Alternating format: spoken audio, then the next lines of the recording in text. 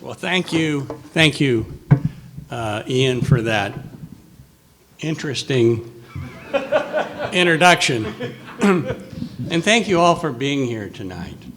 We're truly honored that each and every one of you is joining us. And with so many places you could be, we don't take it lightly that you've chosen to support the Hope for the Homeless Foundation annual fundraiser, Partner Together to Give Hope campaign. Your presence means a lot to us. So let me begin by telling you just a little bit about who I am. I am a native Oregonian. I was born and raised in the Portland area, and I graduated from Sunset High School, seems like about 100 years ago. And then later, I graduated from the University of Oregon. And after 42 years of financing commercial real estate, I retired in 2021. So that's my life story in a nutshell. But more relevant to this presentation today is my experience with the homeless. I have 30 years of experience helping the homeless. And for 16 years, my wife Carol and I volunteered for an organization called Blanket Coverage. We help feed the homeless on Monday nights. And then in 2011, Carol and I started our own benevolent meal site, the Jesus Table. And we provide a weekly meal and a conversation at our church for anyone who walks through our doors. For 5 years, Carol and I were on the board of Fairhaven Recovery Homes, which provides transitional housing for addicts wanting to turn their lives around. And then in 2019, Carol and I started Hope for the Homeless Foundation, which is a 501c3 nonprofit that has a 9-member board and no paid staff. So what do? Well, we vet nonprofits that help the homeless to determine which organizations deserve to be financially supported, and we'll talk more about this later. So that's my story, and why am I telling you this? Well, there are two reasons. The first reason is I want you to know that HHF is not my first rodeo. As I said before, I have 30 years of experience helping the homeless. And secondly, the reason why I'm telling you this is that some of you will not agree with what I'm about to share about the homeless crisis in Portland. And I get that. And because we have different views on the homeless crisis, some of you may think of me as being heartless towards the homeless. And hopefully, after hearing about my background, you'll realize that's simply not true. And all I ask is that you just hear us out, as we've been actively involved in the homeless crisis for many years. And if you'd like to start a dialogue over a cup of coffee so you can tell me your thoughts about the homeless crisis, I'd be eager to listen to what you have to say. And there in your envelope is a response card. And if you would like to meet, just check the appropriate box. So why are we here tonight? Well, simply put, we're here to share a better approach to addressing Portland's homeless crisis. And by the time you leave, we hope that you feel inspired and confident that this is a challenge we can overcome together. So let's begin.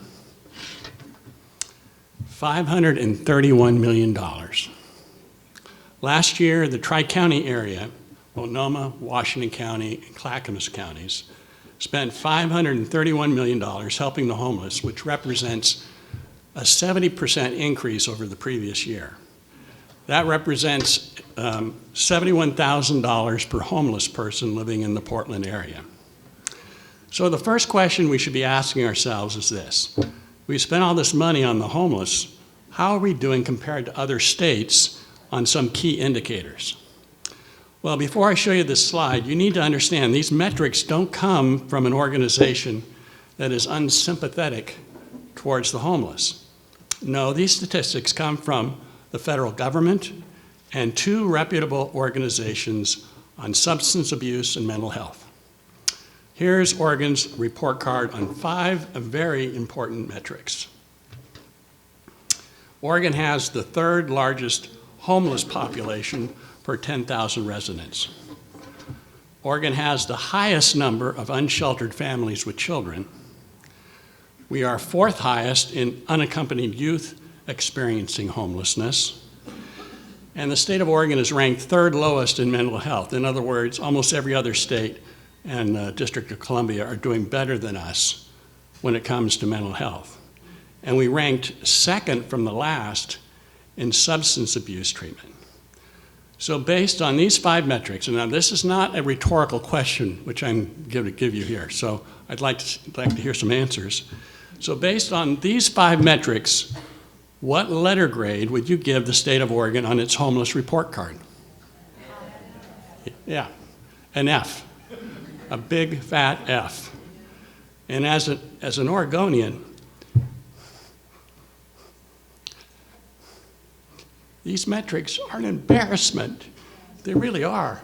We can do better, and we must do better. So this begs the question, with all the money that has been spent on the homeless, why do we have such abysmal results? And I believe there are 3 reasons why.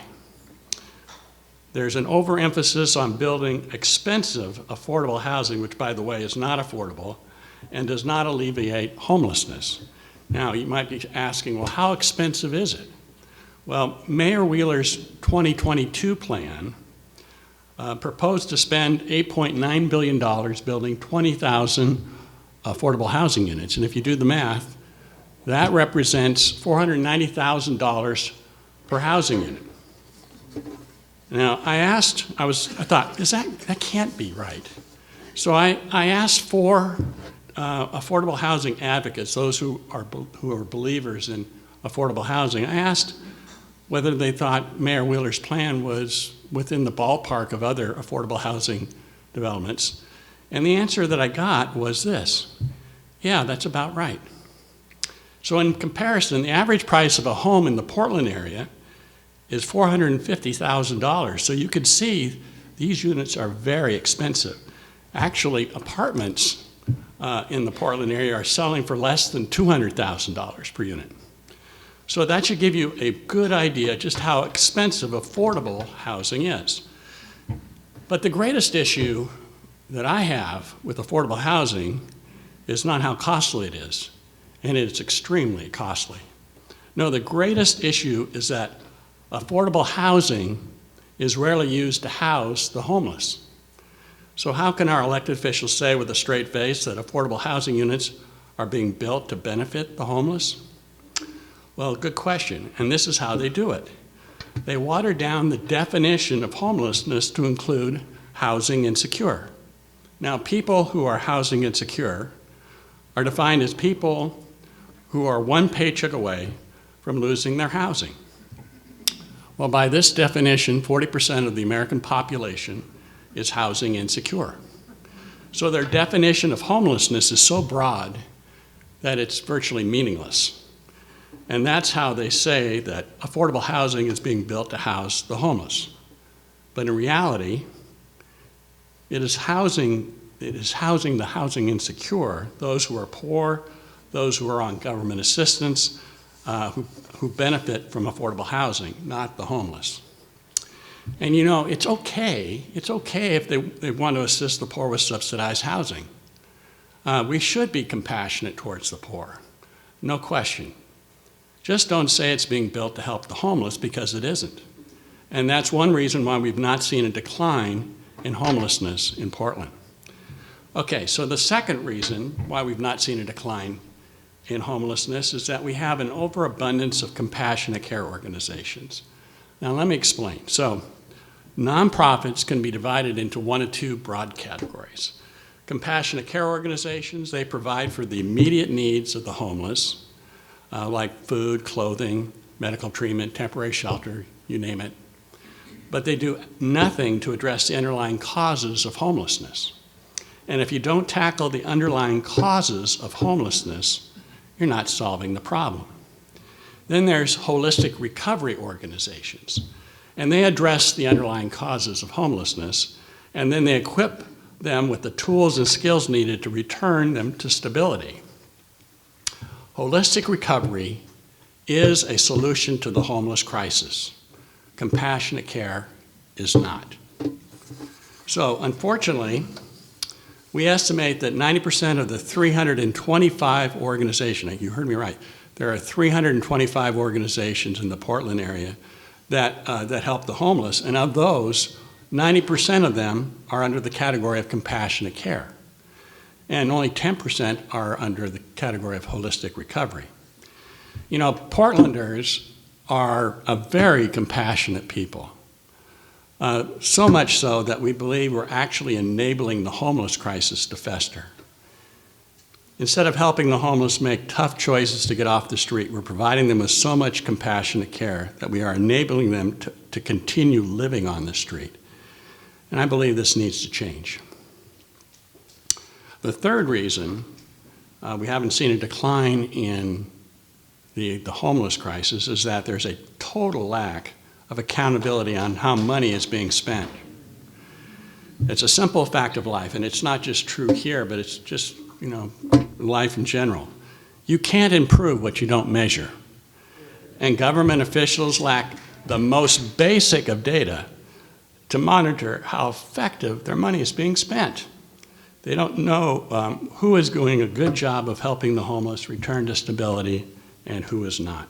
Now, here's what Multnomah County Commissioner Sharon Myron said in an op-ed piece in the Oregonian earlier this year.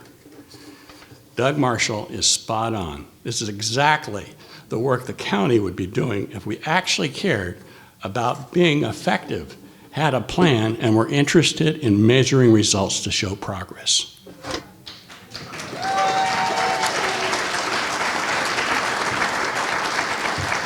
Thank you, Commissioner Myron.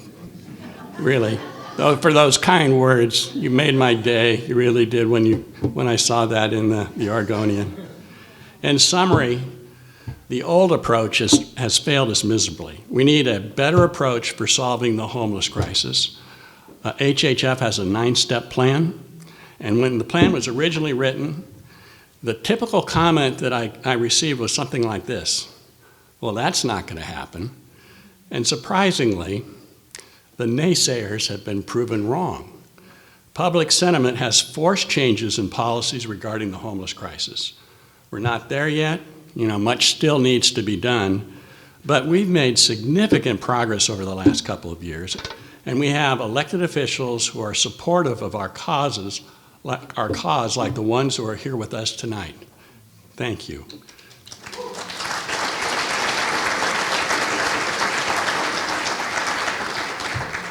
And if you would like a copy of this 9-step plan, just check the appropriate box on your response card and we'll send it to you.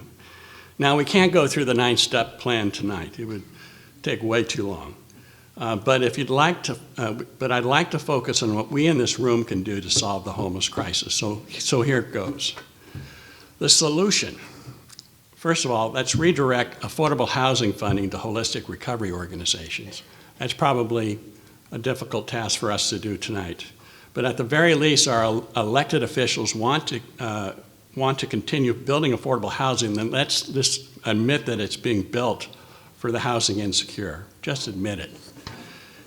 Secondly, let's funnel more funding to holistic recovery organizations and less to compassionate care organizations. We in this room can do that. With over 300 compassionate care organizations in the Portland area, they are inadvertently enabling the homeless crisis to fester. The most compassionate, if you want to be compassionate towards the homeless, absolutely the most compassionate thing we can do for the homeless is to tackle the root causes of their homelessness, not make their life a little less miserable living on the street. And number 3, require that holistic recovery organizations to document their success in helping the homeless become stabilized and housed. Those who have a proven track record of helping the homeless should be financially supported. A while back, I read a book titled The Shrewd Samaritan, and it's considered by many as the quintessential book on how to alleviate worldwide poverty. In this book, the author, Bruce Wittick, says this: "My word to donors is to withhold donations to any nonprofit unable to offer credible third-party evidence that is helping the people it claims to help." Now, let me read that back one more time. He's saying to withhold donations to any nonprofit that is unable to offer credible third-party evidence that it's helping the people it claims to help. And that's exactly what we do at HHF. We are that third-party organization that objectively measures how well they are doing helping the homeless. Now, if you would like a copy of this book, someone brought me 5 copies tonight to hand out. And so afterwards, if you'd like a copy of the book, the first 5 people come up to me, I'll be happy to give you the book. So just see me afterwards. It's an excellent book. So tonight, we're going to tell you how we vet these organizations, okay? And then we're going to introduce you to 4 awesome holistic recovery organizations that have documented their efforts to stabilize and house the homeless. These 4 organizations deserve our financial support. They are the Men's Residential Center for Volunteers of America, Pathway of Hope,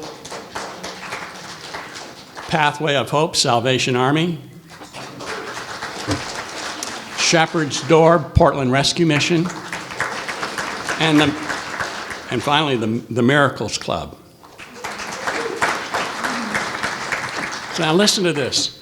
Combined, these 4 organizations last year were successful in stabilizing and housing 365 homeless individuals.